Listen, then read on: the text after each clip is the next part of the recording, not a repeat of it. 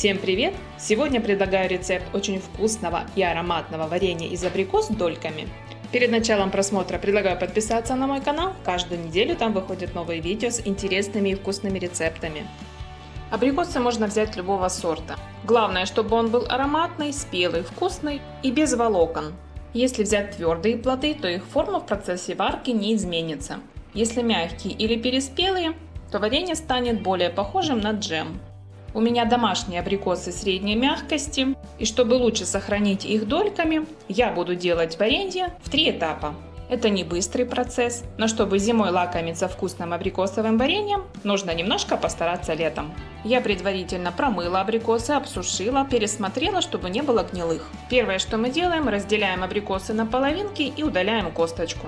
Грамм 100 веса от общего количества ушло на косточки.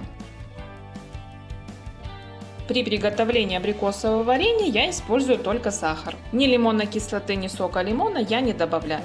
Варенье и так прекрасно сохраняется и имеет природную легкую кислинку. Абрикосы у меня очень ароматные, но не сильно сладкие, поэтому сахара я кидаю 1 к 2. На килограмм уже очищенных абрикос полкилограмма сахара.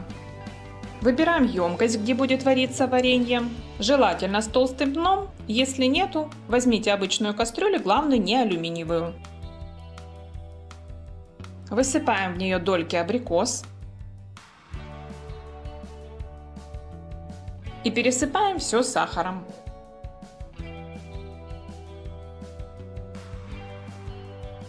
Накрываем кастрюлю крышкой и оставляем при комнатной температуре на 2-3 часа, чтобы фрукты пустили сок. Прошло 3 часа, абрикосы дали сок, и теперь приступаем к первому этапу варки варенья.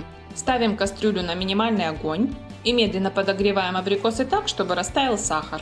Доводить до кипения не нужно, подогреваем приблизительно до 70 градусов. Абрикосы лучше не перемешивать, чтобы они оставались целыми. Через 10 минут весь сахар у меня растаял.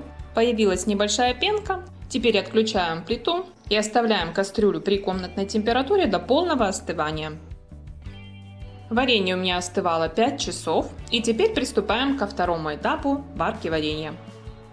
Снова ставим кастрюлю на минимальный огонь и теперь его нагреваем до закипания, до градусов 90. В процессе варки у нас появляется пенка, ее можно убрать с помощью шумовки или ложки. Варенье посередине кастрюли начало немножко булькать. Теперь выключаем плиту и оставляем его при комнатной температуре также до полного остывания. Это заняло у меня приблизительно 6 часов.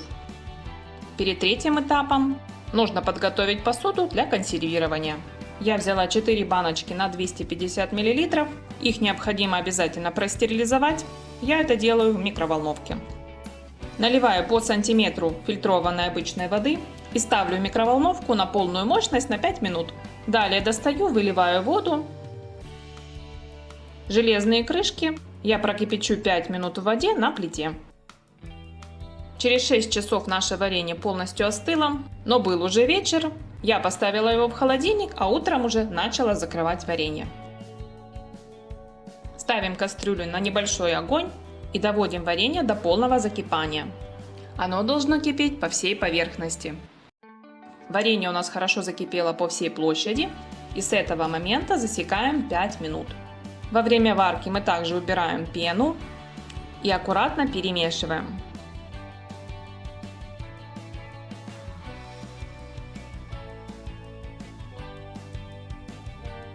После этого выключаем плиту и разливаем варенье по банкам.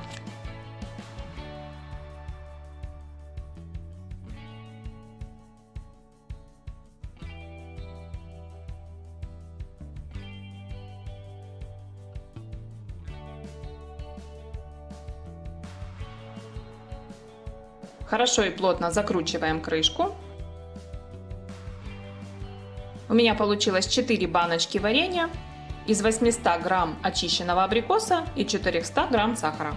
Далее переворачиваем банки вниз крышкой и оставляем на минут 20. Укрывать ничего не нужно. Через пару часов банки полностью остыли, крышки хорошо втянулись и варенье готово. Такое варенье прекрасно хранится при комнатной температуре и обязательно порадует вас своим вкусом и янтарным цветом в холодные зимние вечера.